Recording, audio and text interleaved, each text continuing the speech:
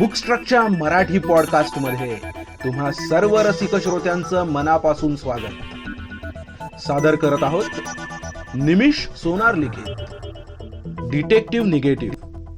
वाचक स्वर पिंगळा. प्रकरण 25. तयारी. संध्याकाळ झाली होती. वैज्ञानिक डॉक्टर शिशिर आणि त्यांची team doctor Radhakrishnan, Himanshu, Sarvesh, Meenakshi, Scarlett, Abdul, Philip, Leonardo, Alonzo आणि नतालिया हे सगळेजण बेटावरील गुहेतील सुसज्ज प्रयोगशाळेत उपस्थित होते. आतापर्यंत घडलेला सर्व वेगवान घटनाक्रम थोडक्यात चौघांनी त्या वैज्ञानिकांच्या टीमला सांगितला. नेत्राच्या मृत्यूबद्दल सर्वांनी हळहळ व्यक्त केली. स्वागत संस्थेची पहिली प्रमुख असलेली नेत्रा हिचा बेटावरील नैसर्गिक साधनं वापरून एक पुतळा बनवायचा असं ठरवलं गेलं आणि तो त्या बेटावरच्या सर्वात मोठ्या तळ्याच्या मध्यभागी उभारायचा असं ठरलं. नेत्रा चांगल्या कारणासाठी शहीद झाली होती याचा आनंद सुद्धा सगळ्यांच्या चेहऱ्यावर होता आणि आता तिचे अपूर्ण राहिलेले काम पूर्ण करण्याची मोठी जबाबदारी सगळ्यांवर येऊन पडली होती.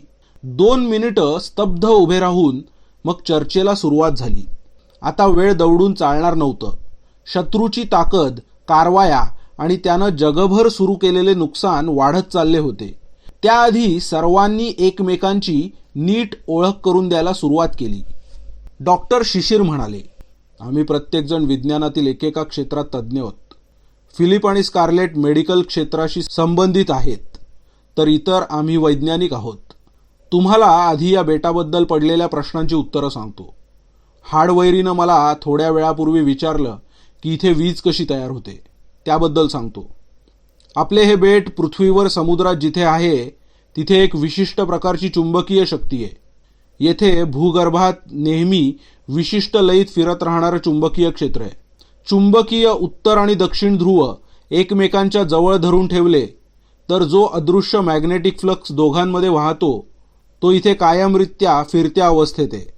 तुम्हाला कल्पना आहे की स्थिर फ्लक्समधून कॉपर वायर फिरवली तर त्यात वीज निर्माण होते, पण इथे फिरतं फ्लक्स आहे. त्यामुळे स्थिर कॉपर वायरची योजना आपण केली आहे.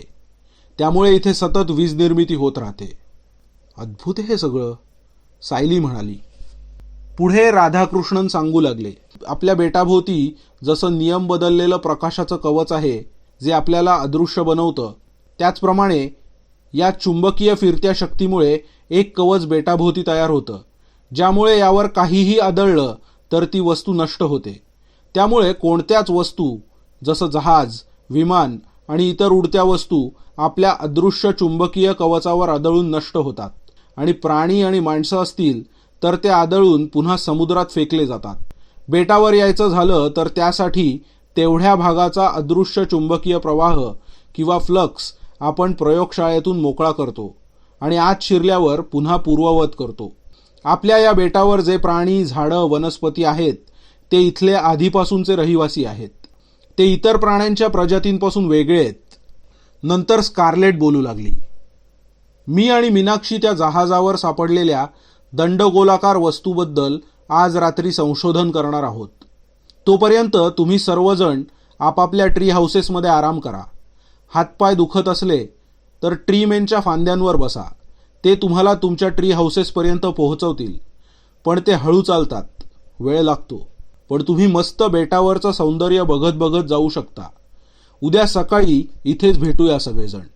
सुनीलनं दोघींना थोडं सावध राहा असं सांगितलं, कारण त्या दंडगोलाकार वस्तूमध्ये त्याला नकारात्मक अस्तित्व जाणवलं होतं. या सर्व चर्चेदरम्यान सुनीलच्या मनात बरंच काही सुरू होतं. थोडा वेळ विचार करून सुनील म्हणाला, मला वाटतं हे संशोधन करताना मी आणि सायली सुद्धा तुमच्या सोबत असावं, कारण मला 2 वेगवेगळ्या प्रकारच्या घटनांची साखळी एकत्र गुंफली आहे असं वाटतं. या दंडगोलाकार वस्तूमध्ये त्याचं उत्तर आपल्याला एकत्रितरित्या मिळेल आणि सायली यासाठी की ती आपली सुपर कम्प्युटर आहे. आपल्या सगळ्या संशोधन करत असलेल्या गोष्टी ती लक्षात ठेवेल. सर्वांनी संमती दर्शवली. मीनाक्षी आणि स्कारलेट पुढे म्हणाल्या, 2 कोणत्या वेगळ्या घटनांची साखळी तुम्ही म्हणत आहात डीएन? डीएन म्हणजे सुनील म्हणाला. तुम्ही नका म्हणू मला, तू म्हणा. त्यात आपलेपणा वाटतो. मी तुमचा आपला डीएन आहे. हां, तर आता सांगतो. या घटनेची साखळी क्रमांक 1, सजीव गोष्टी गायब होण्याच्या घटना. त्यापैकी आपल्याला माहिती असलेल्या घटना म्हणजे जपानचे सायंटिस्ट बाथरूममध्ये गायब होणे आणि त्यांचे फक्त कपडे सापडणे. हॉस्पिटलमध्ये सायलीवर हल्ला करणारी नर्स पुन्हा बाथरूममध्येच गायब होणं आणि तिचे अंगावरचे सगळे कपडे आणि दागिने सापडणं. त्याचप्रमाणे मी दूरदृष्टीने पाहिलेले पप्पू आणि त्या मास्कवाल्या माणसाच्या शरीराचे लहान होत जाणे आणि पेशी समूहात रूपांतर होणे. तसंच नंतर त्या दिवशी जग्गू पण घरातून गायब झाला. त्याचं पण असंच कुणीतरी पेशी समूहात रूपांतर केलं असावं, कारण कोणत्याच सीसीटीव्ही कॅमेऱ्यात तो दिसला नाही. यापैकी जपानी सायंटिस्टचा पेशी समूह कुणीतरी बाथरूममधून चोरला असावा आणि नर्सचा उरलेला पेशी समूह तो कुठे गेला असावा ठाऊक नाही. कदाचित पाण्याबरोबर तो वाहून गेला असेल, कारण नर्सचे कपडे सापडले तेव्हा तिथे शॉवर सुरू होता. म्हणजे तिने स्वतः आपण पोलिसांच्या तावडीत सापडू नये म्हणून स्वतःला इंजेक्शनचं लिक्विड वापरून नष्ट तर केलंच, पण त्याआधी शॉवर सुरू करून आपल्या शरीराचा उरलेला पेशी समूह कुणाच्याही हाती न लागता पाण्याबरोबर वाहून जाईल अशी पुरेपूर व्यवस्था केली, जेणेकरून मागे कोणताही पुरावा राहणार नाही. You are genius DN, Meenakshi म्हणाली. सुनील हसला. सायली त्याच्याकडे बघू लागली. सुनील पुढे म्हणाला, मला वाटतंय की तेच लिक्विड या दंडगोलाकार वस्तूमध्ये एका बाजूला असावं आणि त्या नेत्रावर हल्ला करणाऱ्या स्त्रीचा प्लॅन पण तिला पेशी समूहामध्ये रूपांतरित करून तो समूह चोरून नेण्याचा असावा. पण तिचा प्लॅन फसला आणि तिनं विषारी शस्त्राचा वापर करून नेत्राचा जीव घेतला. आता प्रश्न हा पडतो की समजा तिनं नेत्राचा पेशी समूह स्वतःसोबत नेला असता तर ती तो कुणाकडे घेऊन जाणार होती आणि त्याचे ते अज्ञात लोक पुढे काय करणार? एखादा क्लोन की आणखी काही? कल्पना नाही. स्कारलेटला हे सगळं समजत होतं, कारण सर्वांकडे ऑल लँग्वेज ट्रान्सलेटर म्हणजे सर्वभाषी भाषांतर करणारं गॅजेट होतं. स्कारलेटनं विचारलं, मग आता ते लिक्विड या दंडगोलाकार वस्तूमधून बाहेर काढणं योग्य नाहीये, बरोबर ना? काढू शकतो, पण ते वस्तूच्या कोणत्या बाजूला आहे हे आपल्याला माहिती नाहीये आणि दुसऱ्या बाजूला काय आहे हे सुद्धा माहीत नाही. मला दोन्ही बाजूला निगेटिव्ह लाल वर्तुळ दिसलं आहे. ते लिक्विड जरी आपण बाहेर काढलं तरीही ते इथे कुणाच्याही शरीरात जाणार नाही याची काळजी घ्यावी लागेल. नंतर मीनाक्षीनं विचारलं, आणि दुसरी कोणती गोष्ट आहे डीएन जी या सगळ्या घटनांशी साखळीनी बांधली गेली आहे? सांगतो. ती दुसरी गोष्ट म्हणजे नुकत्याच सुरू झालेल्या काही महत्त्वाच्या घटना, म्हणजे निर्जीव वस्तू नष्ट होण्याच्या घटना. जगातील महत्त्वाच्या वास्तू नष्ट होणं, त्याच्याशी संबंधित एखादी गोष्ट दंडगोलाकार वस्तूच्या दुसऱ्या बाजूत असेल याची मला खात्री आहे.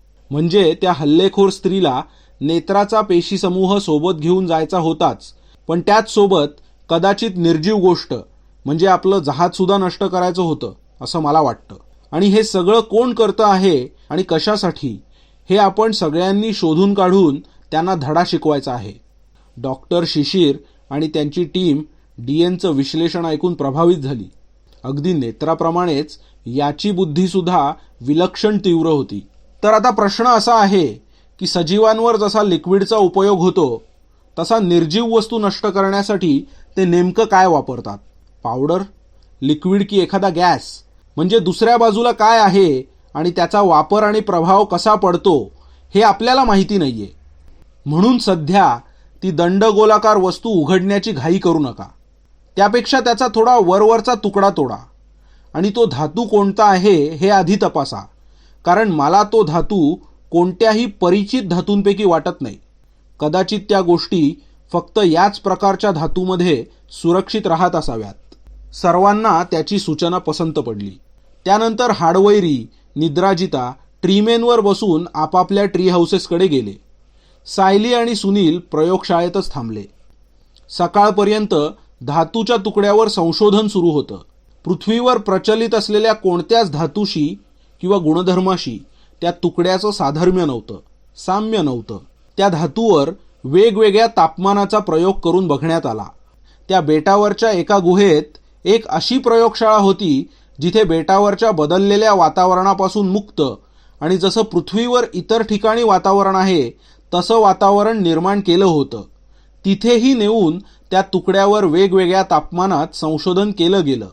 पण शेवटी असा निष्कर्ष निघाला, हा धातू पृथ्वीवर प्रचलित असलेल्या धातूंपैकी नाही. सकाळी 5 वाजता सर्वजण पुन्हा चर्चेसाठी जमा झाले. सुनीलनं सर्वांना बोलावून घेतलं. रात्रभर संशोधन सुरू होतं. तेव्हा मनाच्या एका कोपऱ्यात सुनीलचा एक प्लॅन तयार होत होता. तो सांगण्यासाठी त्यानं ही मीटिंग बोलावली होती. हे बघा, मला दूरदृष्टीची सुद्धा शक्ती आहे. हे फक्त आपल्या स्वागत टीमला ठाऊक आहे. मला निगेटिव्ह विचार व्यक्तीच्या डोक्याभोवती लाल प्रकाशमान वर्तुळाकार स्वरूपात दिसतात. हे सुद्धा सगळ्यांना माहिती नाहीये. ती जी कोणी विघातक टीम आहे तिला समजा माझ्या नकार शोधक शक्तीबद्दलच माहिती आहे असं मानलं तरीही माझ्या दूरदृष्टीबद्दल माहिती असण्याची त्यांना शक्यता नाही. कारण ही शक्तीच मुळात मला अलीकडेच मिळाली आहे आणि त्याबद्दल मी स्वागत टीम व्यतिरिक्त कुणालाच सांगितलं नाहीये. त्यामुळे मी जहाजावरून जुहूच्या समुद्र किनाऱ्यावरच्या पप्पूला पाहिलं असल्याचा विचार त्यांनी केला असेल याची शक्यता मला वाटत नाही. त्यामुळे त्यांना असं वाटलं असेल की हल्लेखोर स्त्रीनं जहाजावर विसरलेले दंडगोल आपण उघडले की त्यातील सजीव निर्जीव वस्तू नष्ट करणारे पदार्थ जहाजाला आणि आपल्याला नष्ट करतील आणि जहाज त्यामुळे नष्ट झालं असेल.